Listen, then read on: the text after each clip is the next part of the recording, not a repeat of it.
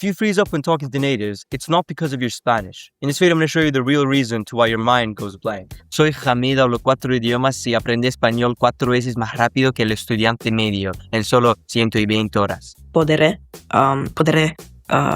para mejorar mi español cuando no tengo mucho tiempo libre para estudiar español. You might relate to this experience where a native sort of says something and then you just freeze up. You don't know what to say. And so that might give you the impression of like, oh, maybe I'm not fluent. But actually, your Spanish itself, like the actual knowledge you have, is usually not the issue. And the way to test this is to see how your Spanish is when you're not in that performance state of speaking to a native. When you're on your own, or when you're maybe texting a native, or reading something on paper, or doing an exercise alone, or watching Spanish content with subtitles. If you feel like your Spanish is fine in those situations, but then freeze up when speaking to natives, then your actual Spanish, your sort of like knowledge, wasn't the issue. The difference is between what you have stored, so sort of the actual words that you have in your head, versus the skill of performing that, of actually using that in a conversation and speaking with natives. I remember when I initially got fluent, I recorded this voice memo. And in it, I said in Spanish, and I talked about how when I'm speaking in front of my Spanish teacher, in front of my whole class, I get very nervous and I don't know what to say. But then when I'm speaking normally in my own room,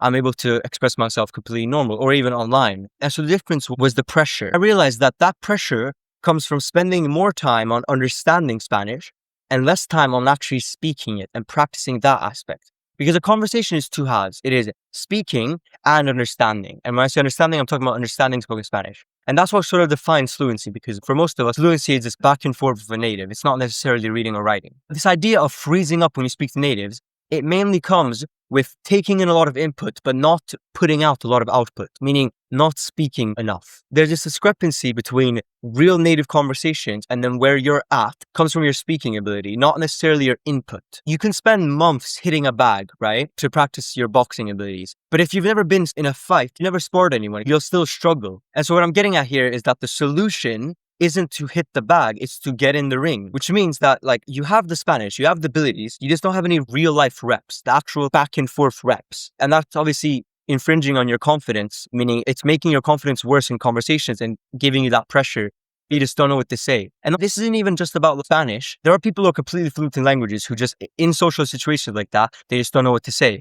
Anxiety or social reasons. But for us, it might be understanding what they're saying, but then you don't know how to respond. You don't know how to get into that back and forth. Or if you're just starting out, I'd highly recommend checking out the Speedy Spanish cheat sheets, which are all my cheat sheets to help you start learning Spanish with these frameworks. And you'll find it in the first link in the description. And so in my opinion, you don't need more input, but rather you need more preparation. You need to build yourself up to it. Now for me, when I did this, I didn't have the resources that we have today. And so I didn't do it in a way that was as effective. But nowadays, there are other ways to do this. To get started, to get more comfortable, I would just spend more time on the preparation, because that will give you more confidence. And that's the whole goal here. And so the way I would go through this path of building up to it would be to first start with having conversations with AI. Here, it's very easy because AI doesn't like make fun of you or judge you. It's a robot, so there's no embarrassment. And so starting off with back and forth with AI is the best way to start, in my opinion. A prompt you'd use there is simply, every time I make a mistake, just correct my Spanish, or add a correction and then add a response to my actual prompt. You can basically just have a back and forth with AI. I personally recommend ChatGPT. It's one of the best, if not the best for a back and forth. I wish I had that when I was learning Spanish. The next sort of level to that, which if you can do, is I would say less friction. And again, all we're doing is we're adding friction as we go up until we get into the real sort of native conversation. So then I'll go to a patient human, meaning basically either someone who's on the same path as you learning Spanish. So someone who's also on a similar level who wants to practice conversations. Naturally, they'll also be very understanding and have patience. You could also have a tutor. You'd have to pay for a one-on-one coach for that. And in my opinion, it's just not really the best ROI. But if you can do it, by all means, it works. Now, the third is to schedule a conversation with a real native. So this is where we talk about language exchange apps, HelloTalk, Tandem. You have the freedom of just leaving whenever you want. You can leave the conversation. So it's still like online, it's still real people. So it's still a little embarrassing if you mess up or whatever, but it's not as much friction. You're never going to meet the people that you talk to there. Finally, it's just a native in the wild, speaking to a native in real life, which is what we wanted from the beginning. And so the way I like to do this is through a framework I like to call Narrate, contemplate, NEC for short. And so this is how I like to practice speaking in my own time, just starting. And you can do this with AI. You can also do this by yourself. And the framework here is that whenever you're starting a conversation, you always start it with a narration. It can be a story, an opinion, a report of a recent event. So like, hey, did you hear about this thing? Or you can give an opinion, like, I think that this is bad, or whatever. Or you can tell a story. Usually that's how most conversations will start. And then it usually moves on to elaboration, which is basically giving details, right? And then finally it'll move to contemplation, which is where it won't always go to contemplation, but a lot of times, if it's a good conversation, especially, the conversation will move to contemplating, meaning questioning things, meaning asking why. And so that's when you get into higher level, vocabulary as well. It's when you get into debates and like arguments and stuff. And so when practicing speaking, you can either just yap about whatever you want, but I recommend going through these 3 steps because it emulates a conversation. And so it sort of matches what you'll actually hear when speaking to natives. And so what you'll notice is that there are a lot of phrases, a lot of words that just reoccur all the time. Highly against memorization. I don't think we should memorize anything. I think before you even start speaking Spanish, we should understand the why behind Spanish grammar, meaning understand how Spanish grammar works, understand how sentences are structured in Spanish. We want to have the Spanish sort of logic, the Spanish thinking method in our brains. There are some sentences that you're going to be hearing over and over again. When you practice speaking with AI, building up to real native conversations, what you're going to notice is that there are some sentences that just always come up. And so those sort of blocks are things that like you're going to naturally develop sort of automatic responses to. This is what we do in English as well. A lot of times people just say shit. People just make a sound and then just respond with another sound that sounds familiar. And then they just respond and have that back and forth. There's a sort of set sort of like pattern of how conversations or small talk will go. And so this applies for every single language. And it's the same in Spanish. And so I'm against memorization completely. Knowing these is good. A very common one is like, ¿Cómo estás? ¿Y tú? Bien, right? It's a very common one, right? You'll hear that all the time. Having practiced what you say after those very commonly used phrases will help you a lot to get into the flow of conversation. I don't mean memorization. I just mean naturally practicing this. This is something you'll discover naturally when you do narrate, elaborate, contemplate, right? Because you'll realize that a lot of narrations will be, how are you? And then it'll move to, I'm good. How are you?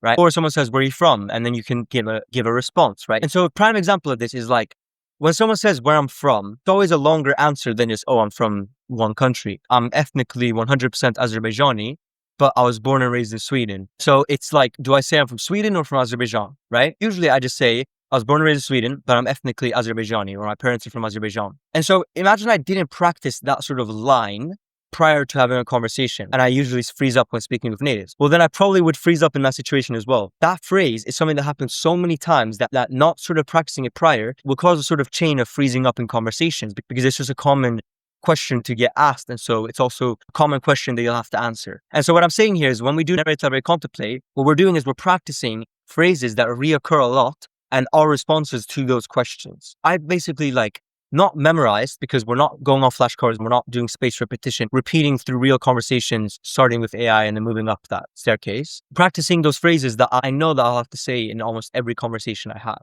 So today, for you to start, simply just tell a narration, go to ChatGPT, say the prompt that I told you. Hey, I'm learning Spanish. I want you to correct every single thing I say, every mistake I make, and then also give me a response to my response. And then just narrate something in Spanish. Answer the question why you're learning Spanish, for example. And then just start having a back and forth with AI. This step is very low friction, but it will be the first step to really getting you to stop freezing up when you speak to natives. There's no wrong in saying, I don't understand you. Can you speak slower? There's no fault in that at all. And that even happens to natives in English or in Spanish or in any language. And so you can't even fault to natives for asking people to repeat themselves or speak slower. And so why would we fault someone who doesn't even speak the language and is trying to learn it, right? And so there's no shame in saying, I don't understand what you're saying. No shame in that, okay?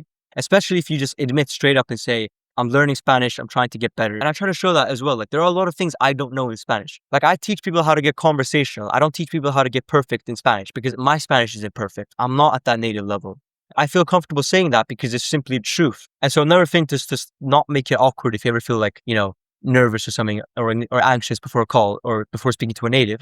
If you just tell the truth, most people are extremely nice. If you just say hey, I'm learning Spanish. I don't, speak perfectly. I want to get better and I'm going to practice in this conversation. If you just say that, there basically no one will ever embarrass you because you're just telling the truth, right? So yeah, I hope you enjoyed. If you want to get fluent using my methods, then you can check the second link in the description to join my program.